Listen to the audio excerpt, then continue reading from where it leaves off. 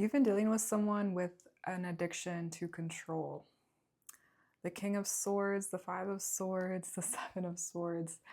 This is someone that maybe doesn't admit it, but they are very much in their mind. And what I get is there's this wobbly sense of self. They don't know who they are deep, deep down, and they haven't done the work to discover themselves at that deep level. And it feels like this was someone close to you in your life, and it sucks because it's almost, I see it as they're coming to you with deception, where they could have came with openness and vulnerability. It's like you would have accepted them for who they are and you would have appreciated their honesty. It's like they couldn't show you that they themselves were struggling, or they didn't know how to be in uncertainty. It's like when life happens, when chaos hits, I just get the sense of this person doesn't really know how to hold themselves through that. And they revert back to old patterns of hiding, secrecy, not being real, to try to hold on to some sense of self, even if it's a fabricated sense of self. It's like they don't have the openness or the honesty to be real with themselves, and therefore they can't be real with you. So there's this energy of deception, and it's coming from someone that doesn't look at themselves with truth and honesty. This seems like someone that likes to point the blame outside themselves. So maybe you got blamed, or they put the burden on your shoulders for some things, but it was never yours to hold. And it's like this person is avoiding accountability by doing that, by pushing blame, looking outside themselves for why this is happening to them. And it sucks. It really does suck, because I feel like you were able to see this person and their potential. I have the Knight of Wands, and it's giving me this energy of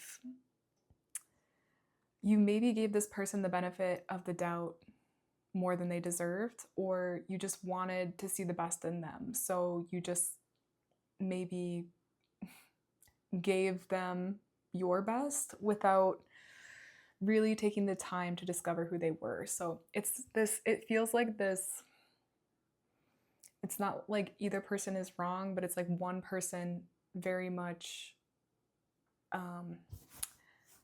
reverted back into themselves and didn't meet in the middle.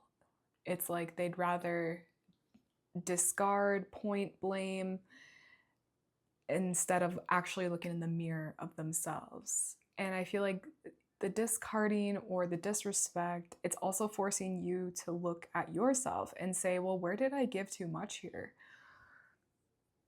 Where did I not meet myself? Where did I possibly abandon myself? And that's hard to sit with too, obviously. So it's like, I just see it as two people highlighting each other's traumas in a way. And there can be so much that can be learned here and forgiven and moved on. But to be honest, it still feels unjust, and perhaps there's still heartache around this. But I have the Star and the Page of Wands, and it's saying like, this is also liberating you.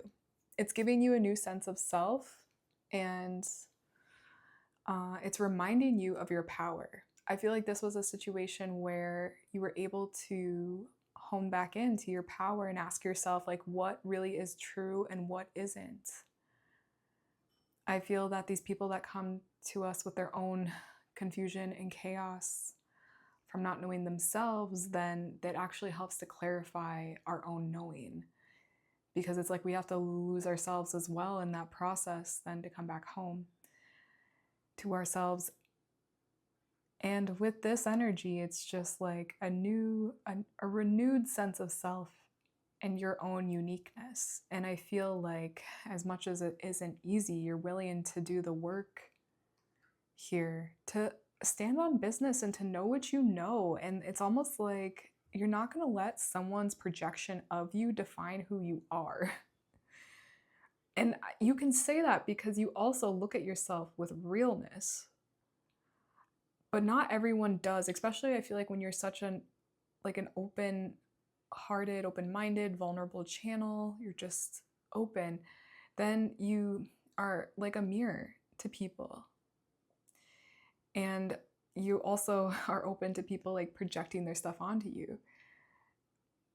And to be honest, sometimes it's like you just gotta take the blame and not retaliate, because it's like that person's welcome to have that perspective, but it doesn't mean that it's fact. It doesn't mean that it's real. And that's what I think each individual would have the responsibility of going into, is like what's real within ourselves. But that's where I feel like you're coming with this knowing of who you are. And maybe this isn't the first time someone has projected stuff onto you that isn't actually you. It's their own insecurity, it's their own looking for someone, something to blame outside of them. And you're just an easy target for that sometimes. But it doesn't mean that you stop living with an open heart and you stop coming with love. It's just you allow people to have their skewed expectations of you and perceptions, and that's all right. It's all right, because then they expose themselves, these people, and then maybe they remove themselves from your life, or you just have a different kind of relationship. And that's all good. And that's because at the end of the day, you have yourself, and it's also bringing in more opportunities to you for people that actually align with you and your energy. So it's literally just like clearing the space, getting you back to clarity, even when it's not comfortable, even when it's unfair and unjust. At the end of the day, you have yourself, and that's what's most important. And that's something no one can touch or take away from you, is that self-trust you've had. But yeah, I just feel it's especially hard going through these moments of ego death. You thought something was going a certain way, you saw your life going a certain way, and then there's a breakup, there's a death, there's something where it just splits apart, and you're forced to look at and come to terms with the past is in the past, and there's a new future writing itself now. And it's really hard work, but also I feel like because you're not a person that runs from this work, I feel like you do face it head on. And it's a layered thing, right? Healing, the shadow work is definitely so layered. But I feel that because you don't run, because you just keep facing the dark nights of the souls, then that's why you're able to really get what you are wanting and desiring in this life.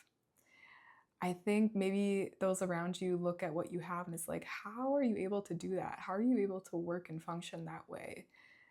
How are you even so powerful? And the real answer is, it's because I'm willing to lose myself. It's because I'm really willing to hit rock bottom again and again, because I have gotten in touch with the depths of me. I don't avoid, I don't run, I don't scapegoat. I take full responsibility, and then I see what's true, what isn't true, and I move. I keep moving. I keep moving the energy of grief. I keep moving the energy of expansion and abundance. You're an alchemist, and I just feel like then that shows up in your life and what you're able to attract and manifest. And also, I feel like you're learning the level of detachment that's required here too.